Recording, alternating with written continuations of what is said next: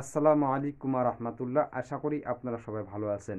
আমাকে অনেকে বলে যে ভাই, ফ্রিল্যান্সিং করতে গেলে আমাদের কি কি প্রয়োজন হতে পারে। দেখুন, ফ্রিল্যান্সিং করতে গেলে আপনাকে তেমন কিছু প্রয়োজন হবে না। যদি আপনার একটি ডেস্কটপ থাকে আর আপনার যদি একটি মুঠো ফোন থাকে, আপনি যে কোনো একটি দিয়ে কিন্তু আপনি ফ্রিল্যান্সার হতে পারেন। আপনার ফ্রিল্যান্সার হওয়ার জন্য যে কাজগুলো রয়েছে, কিছু কাজ রয়েছে যেগুলো ডেস্কটপের মাধ্যমে করা যায় এবং ল্যাপটপের মাধ্যমে করা যায়। আর যেগুলো রয়েছে আপনি কিন্তু আপনার মুঠোফোন দিয়েও করতে পারবেন।